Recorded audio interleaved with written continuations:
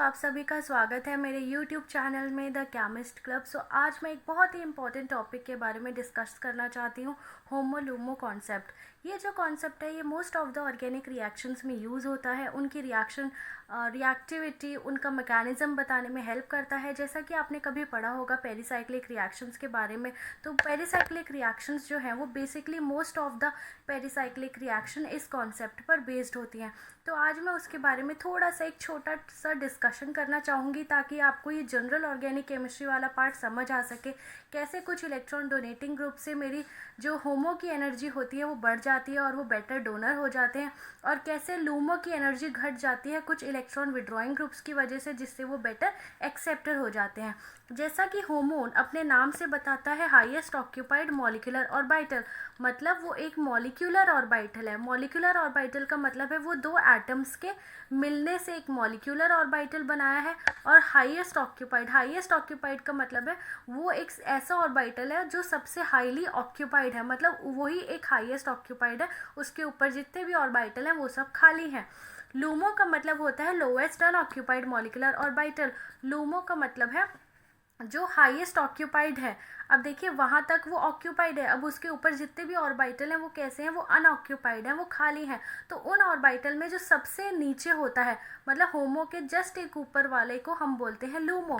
तो देखिए ये इन ऑर्बिटल्स को बेसिकली हम HL कॉन्सेप्ट के नाम से जानते हैं, होमो लूमो कॉन्सेप्ट। ये जो ऑर्बिटल्स हैं, ये जो अप्रोच है, ये एक्सप्लेन करती है हमारे फ्रंटियर मॉलिक्यूलर ऑर्बिटल अप्रोच। जो हमारी FMO अप्रोच जो होती है, जो पेरिसाइक्लिक रिएक्शन का पार्ट है, वो इन ऑर्बिटल्स का यूज़ करता है। और हमारी जो रिएक्शंस होती हैं, जो भी जो लाइट में होती हैं, जो हीट में होती हैं, थर्मली होती हैं, उन सारी रिएक्शंस को ये बहुत अच्छे से और बहुत सटीक तरीके से एक्सप्लेन करता है। जैसा कि मैंने यहाँ पर लिखा भी हुआ है कि इसका जो एक्सप्लेनेशन है या एक एप्लीकेशन है वो है पेरिसाइक्लिक केमिस्ट्री।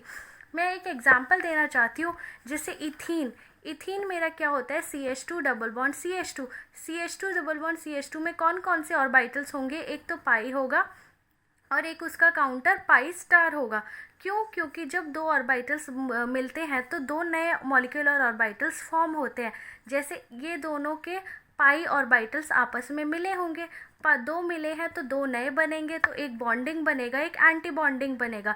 इन्हीं को हम बोलेंगे फ्रंटियर ऑर्बिटल्स। ठीक है, तो फ्रंटियर ऑर्बिटल्स जब मैंने इनका नाम दिया तो मैंने क्या किया, पाई वाले को तो psi1 लिख दिया और पाई स्टार को मैंने psi2 लिख दिया।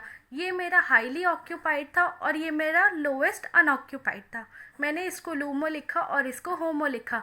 अब इन दोनों एनर्जी लेवल्स के बीच का जो गैप है उसको मैंने लिखा डेल्टा EHL। ये मेरा तब है जब मेरा प्योर इथीन है और कोई भी यहाँ पे सब्सटीट्यूएंट नहीं जुड़ा हुआ है। यहाँ पर सिर्फ मेरा ऐसा एक मॉलिक्यूल है जो H है, ये भी H है और यहाँ पर डबल बॉन्ड है। यहाँ पर अगर आपको मानना है तो यहाँ पर ये मान लीजिए कि यहाँ पे सब्सटीट्यूएंट के नाम पर एक सिर्फ हाइड्रोजन ही है। तो आगे बढ़ने से पहले मैं आपको थोड़ा बताना चाहूँगी कि इलेक्ट्रॉन विड्रॉइंग ग्रुप्स क्या होते हैं और इलेक्ट्रॉन डोनेटिंग ग्रुप्स क्या होते हैं।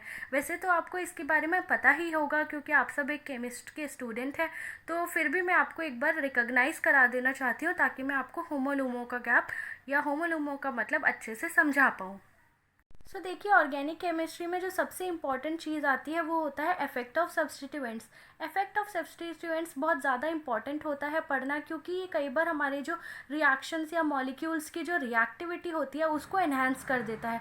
अगर ये सब्सटीट्यूएंट अच्छे हैं तो वो रिएक्टिविटी बढ़ा देंगे, अगर ये सब्सटीट्यूएंट ख़राब है तो वो एक्टिविटी को या रिएक्टिविटी को कम कर देंगे। तो दो तरीके के ग्रुप्स होते हैं, जैसे एक्टिवेटिंग और डीएक्टिवेटिंग ग्रुप्स। जो एक्टिवेटिंग होते हैं वो इलेक्ट्रॉन डोनेटिंग ग्रुप्स होते हैं, जो डीएक्टिवेटिंग होते हैं वो इलेक्ट्रॉन विड्रॉइंग ग्रुप्स होते हैं। ये एक्टिवेटिंग और डीएक्टिवेटिंग ग्रुप्स जो नाम दिया गया है ये बेसिकली बेंजीन रिंग के ऊपर से दिया गया है। जब बेंजीन रिंग के ऊपर हम ये ग्रुप्स को लगाते हैं तो क्या होता है, अगर वो बेंजीन रिंग में इलेक्ट्रॉन्स को डाल रहे हैं तो उनको बोला जाता है एक्टिवेटिंग। अगर वो बेंजीन रिंग से इलेक्ट्रॉन को विड्रॉ कर रहे हैं तो उनको बोलते हैं डीएक्टिवेटिंग। इसके बारे में हम डीप में पढ़ेंगे जब हम इलेक्ट्रोफिलिक सब्स्टिट्यूशन रिएक्शन पढ़ेंगे बेंजीन में। तो इसको जो ग्रुप्स हैं इनको बेसिकली कैटेगराइज किया हुआ है दो ग्रुप्स में, एक्टिवेटिंग और डीएक्टिवेटिंग में, और उसमें भी उनको फर्दर क्लासीफाई किया गया है, जो स्ट्रॉन्ग डीएक्टिवेटिंग है, जो स्ट्रॉन्ग एक्टिवेटिंग है। तो देखिए जैसे मैंने यहाँ पर एक एग्जांपल लिया है C डबल बॉन्ड C, साथ में एक ग्रुप जुड़ा हुआ है G नाम से, ये मेरा डीएक्टिवेटिंग भी हो सकता है, एक्टिवेटिंग भी हो सकता है। तो एक्टिवेटिंग कब होगा, देखिए एक मैं और यहाँ पर लिख लेती हूँ C डबल बॉन्ड C और यहाँ पर H। तो इस ग्रुप के रिस्पेक्ट में ये पहले जो H की पोजीशन है, H की जगह पर मैंने कुछ अलग अलग तरीके के G नाम से ग्रुप्स लगाए। ये जो ग्रुप्स हैं ये मेरे इलेक्ट्रॉन विड्रॉइंग ग्रुप भी हो सकते हैं, इलेक्ट्रॉन डोनेटिंग ग्रुप्स भी हो सकते हैं। ये जैसे मैंने यहाँ पर इसको ब्रीफली लिखा हुआ है, ये मेरा एक रेफरेंस है जहाँ पर मेरा हाइड्रोजन लगा हुआ है। हाइड्रोजन के जगह पर मैंने एक ऐसा ग्रुप लगाया जो इलेक्ट्रॉन्स को दे रहा है, फिर उसके बाद मैंने उसकी जगह एक ऐसा इलेक्ट्रॉन लगाया जो इलेक्ट्रॉन को अपनी तरफ खींच रहा है। अब ये कैसे पता चलेगा कि कौन सा इलेक्ट्रॉन देगा, कौन सा इलेक्ट्रॉन खींचेगा? तो यहाँ पर देखिए ये जो G है ये मेरा ऐसा ग्रुप है जिसके पास लोन पेयर ऑफ इलेक्ट्रॉन है। लोन पेयर ऑफ इलेक्ट्रॉन, उसके साथ में अगर कुछ ऐसा डबल सिंगल कॉन्जुगेशन वाली चीज़ आती है तो हमेशा वो लोन पेयर क्या होगा, कॉन्जुगेशन का पार्ट होगा। कॉन्जुगेशन का पार्ट होगा उसका मतलब है कि वो अपने इलेक्ट्रॉन रिंग में देगा या अपने इलेक्ट्रॉन उस चेन में देगा। तो अब जैसे यहाँ पर आप देखिए ये जो G मेरा ग्रुप है, इसके पास मेरे कुछ इलेक्ट्रॉन्स हैं, ठीक है।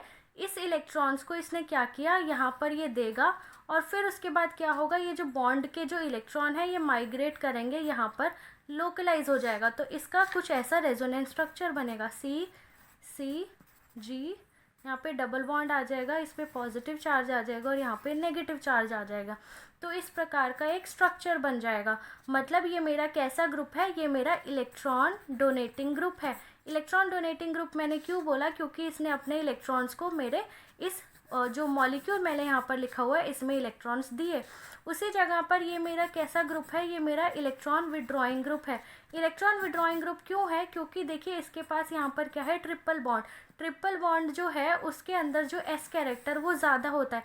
S कैरेक्टर अगर मेरा इसमें ज़्यादा होगा, S कैरेक्टर इसमें मेरा ज़्यादा होगा तो ये क्या होगा, ये ज़्यादा इलेक्ट्रोनेगेटिव होगा, इलेक्ट्रोनेगेटिविटी ज़्यादा होगी। जब इसकी इलेक्ट्रोनेगेटिविटी ज़्यादा है तो ये अपने पास क्या करेगा, इलेक्ट्रॉन्स को खींचेगा। तो देखिए जैसे मैंने यहाँ पर इसको अच्छे से लिखा है फेयर करके कि यहाँ पे देखिए ये जो है मेरा ट्रिपल बॉन्ड है, ट्रिपल बॉन्ड में हाइब्रिडाइजेशन होती है sp। S कैरेक्टर मेरा 50% होता है। S कैरेक्टर मेरा ज़्यादा है तो इलेक्ट्रोनेगेटिविटी ज़्यादा है। इलेक्ट्रोनेगेटिविटी किसके रिस्पेक्ट में ज़्यादा है, डबल बॉन्ड के रिस्पेक्ट में। यहाँ पर हाइब्रिडाइजेशन मेरी sp2 होती है और S कैरेक्टर अराउंड 33% होता है। तो अब देखिए जब इसकी इलेक्ट्रोनेगेटिविटी ज़्यादा है तो इलेक्ट्रोनेगेटिविटी का मतलब क्या होता है, tendency to attract shared pair of electron. तो इसके अंदर टेंडेंसी है अपनी तरफ इलेक्ट्रॉन को खींचने की। मतलब यहाँ पर कहीं पे विड्रॉ करने की बात आ रही है, विड्रॉ करने की बात आ रही है, तो मतलब ये इलेक्ट्रॉन यहाँ से खींचेगा, मतलब ये किस तरीके से माइग्रेट करेगा इधर और ये डबल बॉन्ड इधर जाएगा। तो ये कुछ इस तरीके से बन जाएगा C, ये क्या है N पे माइनस, यहाँ पे क्या आ जाएगा डबल बॉन्ड और यहाँ पर पॉजिटिव। तो इस तरीके का स्ट्रक्चर बन जाएगा इसका जो रेजोनेटिंग स्ट्रक्चर होगा। तो ये देखिए ये कैसा ग्रुप मिला हमें, इलेक्ट्रॉन विड्रॉइंग ग्रुप, क्योंकि अपने तरफ इसने इलेक्ट्रॉन को खींचा। उसी तरीके से एक इलेक्ट्रॉन विड्रॉइंग ग्रुप होता है NO2, जैसे ये मेरा है N double bond O minus. अब ये जो NO2 है ये भी मेरा एक अच्छा इलेक्ट्रॉन विड्रॉइंग ग्रुप है। उसने क्या किया, उसने देखो यहाँ से इसको अपनी तरफ खींचा। अब ये इलेक्ट्रॉन विड्रॉइंग ग्रुप क्यों है, क्योंकि आप जानते हो नाइट्रोजन की इलेक्ट्रोनेगेटिविटी क्या होती है, ज़्यादा। और यहाँ पर एक बात और, 1 2 3 4 बॉन्ड नाइट्रोजन ने बना रखे हैं। इसका मतलब यहाँ पर एक पॉजिटिव चार्ज होगा, क्योंकि नाइट्रोजन सिर्फ 3 ही बॉन्ड बनाता है, तो यहाँ पर 4 है तो मतलब पॉजिटिव चार्ज। देखिए नाइट्रोजन के पास अगर लोन पेयर होता तो वो इलेक्ट्रॉन डोनेटिंग ग्रुप होता, लेकिन यहाँ पर पॉजिटिव चार्ज है, तो ये कैसे काम करेगा, इलेक्ट्रॉन विड्रॉइंग ग्रुप की तरह। तो ये क्या करेगा, अपनी तरफ इलेक्ट्रॉन को खींचेगा और फिर ये इलेक्ट्रॉन इधर जाएंगे, तो ये कुछ ऐसे बन जाएगा, इस तरीके का ग्रुप बन जाएगा। तो ये भी एक हाईली डीएक्टिवेटिंग ग्रुप होता है। तो चलिए मैं आपको कुछ लिस्ट दिखाती हूँ डीएक्टिवेटिंग ग्रुप्स की। सो देखिए दोस्तों, ये मेरे पास लिस्ट है डीएक्टिवेटिंग और एक्टिवेटिंग ग्रुप्स की। ये देखिए हैलोजेंस जो हैं ये डीएक्टिवेटिंग ग्रुप्स होते हैं। ये मेरा कार्बोनाइल है, ये भी डीएक्टिवेटिंग ग्रुप होता है क्योंकि यहाँ से ये लेता है इलेक्ट्रॉन्स को, ऑक्सीजन है, तो इस वजह से इस कार्बोनाइल कार्बन की इलेक्ट्रोनेगेटिविटी बढ़ जाती है। और ये जो होता है सल्फोनाइल, जो भी ये ग्रुप होता है, ये भी हाईली डीएक्टिवेटिंग में आता है। ये स्ट्रांगली डीएक्टिवेटिंग ग्रुप है, जैसा कि आप जानते हैं यहाँ पे साइनाइड है जो मैंने अभी एग्जाम्पल में बताया था, ये sp होता है, एस पर एस कैरेक्टर ज़्यादा होता है। NO2 का भी अभी मैंने बताया था, N पे पॉजिटिव चार्ज होगा तो ये भी एक स्ट्रांगली डीएक्टिवेटिंग ग्रुप होता है। CF3 इसलिए सबसे ज़्यादा डीएक्टिवेटिंग है क्योंकि इसके साथ फ्लोरीन जुड़े हैं, तो फ्लोरीन क्या करते हैं, बहुत ज़्यादा इलेक्ट्रोनेगेटिविटी इसकी बहुत ज़्यादा होती है, 4.0 होती है, इस वजह से ये स्ट्रांगली डीएक्टिवेटिंग ग्रुप होते हैं। मतलब ये अपनी तरफ इलेक्ट्रॉन को तेज़ी से खींचेंगे, अपनी तरफ इलेक्ट्रॉन को तेज़ी से खींचेंगे, मतलब बहुत ज़्यादा अट्रैक्शन होगी, तो ये क्या करेंगे, लूमो को भी एनर्जी कम करेंगे और होमो की भी एनर्जी कम करेंगे। ये कैसे करेंगे अभी मैं बताऊंगी आपको। ये मेरे डोनेटिंग ग्रुप्स हैं, ये मेरे क्या हैं, अल्काइल ग्रुप्स। ये इलेक्ट्रॉन्स को डोनेट करते हैं बाय हाइपर कॉन्जुगेशन और इंडक्टिव इफेक्ट।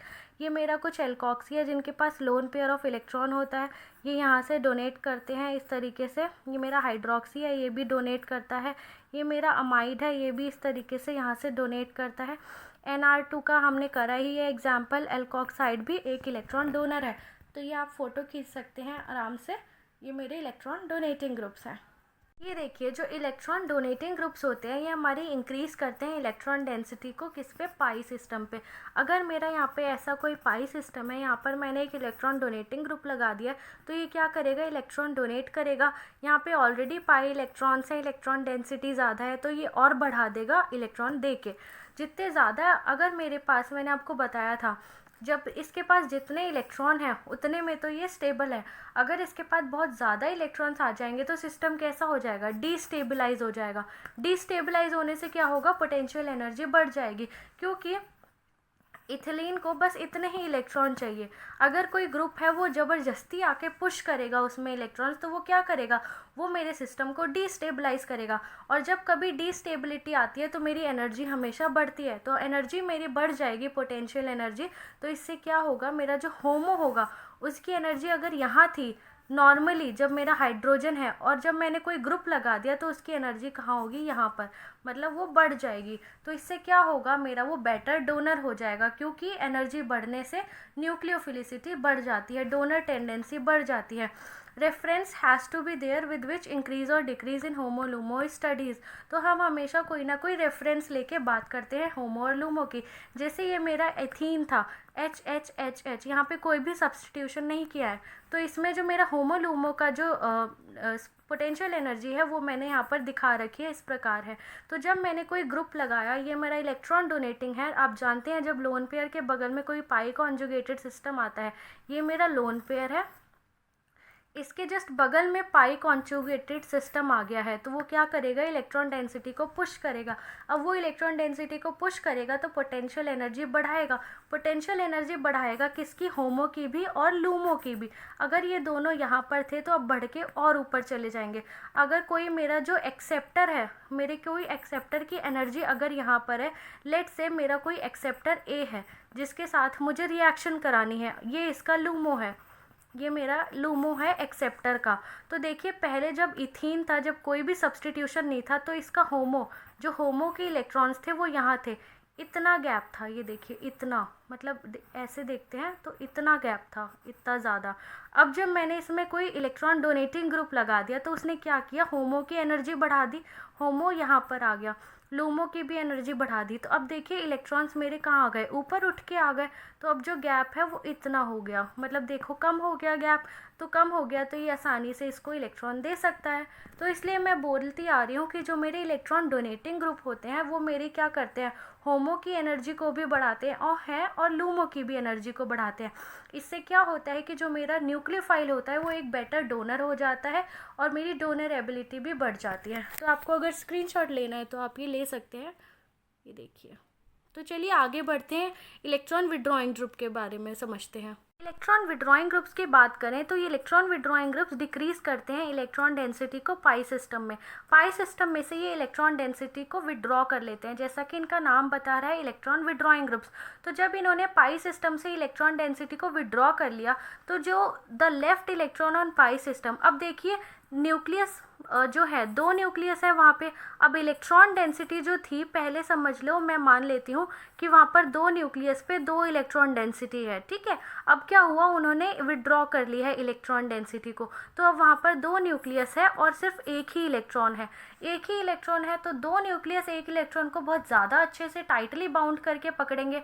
जब टाइटली बाउंड करके पकड़ेंगे और उनको अट्रैक्शन भी ज़्यादा हो जाएगी, तो उससे क्या होगा, मेरा जो सिस्टम है वो स्टेबिलाइज हो जाएगा। क्योंकि मैंने आपको स्टार्टिंग में बताया था, जो जीओसी की सबसे फर्स्ट क्लास थी, कि जब भी न्यूक्लियस में अट्रैक्शन, मतलब इलेक्ट्रॉन और न्यूक्लियस की अट्रैक्शन बहुत ज़्यादा बढ़ती है, तब मेरी पोटेंशियल एनर्जी डिक्रीज़ हो जाती है। इसको आप उस वाले एग्जाम्पल से भी रिलेट कर सकते हैं। मैंने जीओसी की फर्स्ट क्लास में बताया था, जब एक मदर, फादर और चाइल्ड का एग्जाम्पल बताया था कि दो न्यूक्लियस एक चाइल्ड को कैसे अच्छे से होल्ड करके रखते हैं। तो ये वही तरीका है, ये बस एक एग्जाम्पल बता रही हूँ कि दो न्यूक्लियस एक इलेक्ट्रॉन को ज़्यादा बहुत टाइटली होल्ड करके रखेंगे, अट्रैक्शन और भी बढ़ जाएगी। तो अट्रैक्शन जब बढ़ती है तो एनर्जी सिस्टम की डिक्रीज़ होती है। क्यों? क्योंकि स्टेबिलिटी आती है। अट्रैक्शन बढ़ने से स्टेबिलिटी आती है। तो देखिए, स्टेबिलिटी आने से क्या होगी कि मेरा जो सिस्टम है उसकी पोटेंशियल एनर्जी कम हो जाएगी। पोटेंशियल एनर्जी कम हो जाएगी तो अब उसको क्या होगा, वो एक अच्छा एक्सेप्टर बन सकता है, ठीक है। अगर मैं एक बात करूँ सिस्टम की, तो जैसे आप देख सकते हैं ये मेरा नॉर्मल इथीन है और यहाँ पर एक सब्सटीट्यूटेड इथीन है। यहाँ पर H की जगह पर मैंने एक इलेक्ट्रॉन विड्रॉइंग ग्रुप लगा दिया है। अब मेरे पास एक डोनर मैंने फिक्स कर दिया है कि मेरा एक डोनर है, उसकी एनर्जी ये है। एक डोनर है जिसकी एनर्जी ये है। दोनों को आप देख सकते हैं एक ही एनर्जी लेवल पे मैंने रखा हुआ है। तो अब देखिए, अब ये जो डोनर है इसको डोनेट करना है, मतलब इसका होमो है ये, इसको डोनेट करना है किसी के लूमो में। तो इसका लूमो ये देखिए ये रहा। तो अभी एनर्जी कितनी है, इतनी लूमो की एनर्जी है। मतलब इसका जो होमो है और इसका जो लूमो है, इन दोनों की जो एनर्जी है वो लेट से E1 है। तो अब जब मैंने इसमें NO2 लगाया, जो एक इलेक्ट्रॉन विड्रॉइंग ग्रुप है, अपने पास इलेक्ट्रॉन्स को ले लेगा तो सिस्टम को स्टेबलाइज कर देगा। स्टेबलाइज करने का मतलब है लूमो और होमो की एनर्जी को और कम कर देगा। तो देखिए, इसका होमो यहाँ था तो अब एनर्जी कम हो गई, तो अब होमो यहाँ आ गया, मतलब कम हो गई एनर्जी। लूमो पहले ऊपर था तो अब लूमो नीचे आ गया। अब देखो आप, इसका जो एनर्जी गैप है, इसके जो मेरा डोनर है उसके और इसका जो लूमो है, इन दोनों के बीच का जो एनर्जी गैप है वो आता है E2। तो अब मैं देख सकती हूँ कि E2 is less than E1। तो अगर मेरा एनर्जी गैप कम हो गया है, यहाँ से डोनर टेंडेंसी बढ़ जाएगी और मेरा आराम से ये मेरा जो मॉलिक्यूल है ये इसको लूमो में इलेक्ट्रॉन्स को दे सकता है। इसका मतलब मैं बोल सकती हूँ कि जो सब्सटीट्यूटेड है वो एक मेरा अच्छा डोनर, अच्छा एक्सेप्टर बन चुका है। सॉरी, ये मतलब बहुत अच्छा एक्सेप्टर बन चुका है कंपेयर टू अनसब्सटीट्यूटेड ईथीन। तो अब आपको समझ आ गया होगा कि डोनर और एक्सेप्टर, इलेक्ट्रॉन डोनेटिंग और इलेक्ट्रॉन विड्रॉइंग ग्रुप्स कैसे डोनर और एक्सेप्टर टेंडेंसी को बढ़ाते या घटाते हैं। तो अब हम इस कंसेप्ट को थोड़ा कंक्लूड करते हैं एक समरी के साथ। जिसे हमने जो फर्स्ट एग्जांपल देखा था इलेक्ट्रॉन डोनेटिंग ग्रुप्स का, तो इसमें हमने क्या देखा था, जो इलेक्ट्रॉन डोनेटिंग ग्रुप्स होते हैं वो इंक्रीज़ करते हैं एनर्जी ऑफ होमो और लूमो बाय सेम एक्सटेंट। तो ये देखिए, ये पुराने वाले होमो और लूमो थे जहाँ पर कोई भी सब्सटीट्यूशन नहीं था। जब मैंने इसमें सब्सटीट्यूशन किया तो होमो की एनर्जी क्या हुई, इतनी बढ़ गई और लूमो की भी एनर्जी उतनी ही बढ़ जाती है। तो अगर मैं एक बात कहूँ तो जो डोनेटिंग ग्रुप्स होते हैं वो मेरी डोनर टेंडेंसी तो बढ़ाते हैं क्योंकि मेरी होमो की एनर्जी बढ़ा दी, लेकिन एक्सेप्टर टेंडेंसी को कम कर देते हैं। क्यों? क्योंकि लूमो की भी एनर्जी बढ़ गई। एक्सेप्टर के लिए लूमो की एनर्जी कम होनी चाहिए। एक्सेप्टर के लिए जो लूमो है उसकी एनर्जी कम होनी चाहिए। डोनर के लिए होमो की एनर्जी ज़्यादा होनी चाहिए। तो देखिए, इलेक्ट्रॉन डोनेटिंग ग्रुप्स होमो की एनर्जी बढ़ाते हैं, तो डोनर एबिलिटी तो बढ़ाते हैं लेकिन एक्सेप्टर एबिलिटी को क्या करते हैं, घटा देते हैं, क्योंकि लूमो की एनर्जी भी वो लोग बढ़ा देते हैं। उसी जगह पर जो मेरे इलेक्ट्रॉन विड्रॉइंग ग्रुप्स होते हैं, होमो की एनर्जी को वो घटा देते हैं और लूमो की एनर्जी को भी घटा देते हैं, दोनों सेम एक्सटेंट से घटाते हैं। अगर ये 10 जूल घटा है तो ये भी 10 जूल घटेगा। ये मैं बस आपको रफ आइडिया दे रही हूँ, ठीक है। इससे क्या होता है कि जो मेरा एक्सेप्टर लगने से जो मेरी डोनर एबिलिटी होती है वो तो गंदी हो जाती है, बट जो एक्सेप्टर एबिलिटी होती है वो मेरी अच्छी हो जाती है। क्योंकि एक्सेप्टर के लिए क्या चाहिए होता है, एक्सेप्टर के लिए जो मेरा लूमो होता है, लूमो की एनर्जी मेरे को कम चाहिए होती है। और मेरे एक्सेप्टर्स क्या करते हैं, जो इलेक्ट्रॉन विड्रॉइंग ग्रुप्स होते हैं वो क्या करते हैं, लूमो की एनर्जी को घटा देते हैं। इससे मेरा क्या होता है, एक्सेप्टर एबिलिटी बढ़ जाती है, ठीक है। और इलेक्ट्रोफिलिसिटी भी बढ़ जाती है, क्योंकि इलेक्ट्रोफाइल्स को भी बेसिकली क्या करना है, इलेक्ट्रॉन्स को एक्सेप्ट करना है। तो हम एक नीचे कंक्लूजन कर सकते हैं इस चीज़ का कि जो इलेक्ट्रॉन डोनेटिंग ग्रुप्स होते हैं वो होमो की एनर्जी को बढ़ाते हैं, लूमो की एनर्जी को भी बढ़ाते हैं, डोनर एबिलिटी बढ़ाते हैं, बट एक्सेप्टर एबिलिटी कम कर देते हैं। इलेक्ट्रॉन विड्रॉइंग ग्रुप्स क्या करते हैं, होमो की एनर्जी को घटाते हैं, लूमो की भी एनर्जी को घटाते हैं। देखिए दोनों सेम ही चीज़ रहेगी, इसकी एनर्जी बढ़ी है तो इसकी भी बढ़ेगी, इसकी घटी है तो इसकी भी घटेगी। लेकिन यहाँ पर उल्टा हो जाता है, electron withdrawing group donor tendency को कम कर देते हैं बट एक्सेप्टर टेंडेंसी को इंक्रीज़ कर देते हैं। और यही हमने इस पूरी वीडियो में पढ़ा, होमो लूमो गैप क्या होता है, कैसे उसको हम कम या ज़्यादा कर सकते हैं। क्योंकि सब्स्टिट्यूएंट का सबसे ज़्यादा प्रभाव होता है, वो हमारे उन गैप्स को ऊपर भी कर सकता है, नीचे भी कर सकता है। इससे क्या होता है कि हमारा जो रेट होता है, रेट ऑफ रिएक्शन बदल सकता है। क्योंकि जो होमोलूमो गैप होता है उसी पे ही मेरी ऑर्गेनिक कंपाउंड्स की रिएक्टिविटी डिपेंड करती है। तो मुझे उम्मीद है कि आपको ये कॉन्सेप्ट अच्छे से समझ आया होगा। अगर नहीं समझ आया है तो आप मुझे ज़रूर कमेंट करके बताइएगा, मैं वो चीज़ पे फिर से वीडियो बना दूँगी। Thank you so much everyone.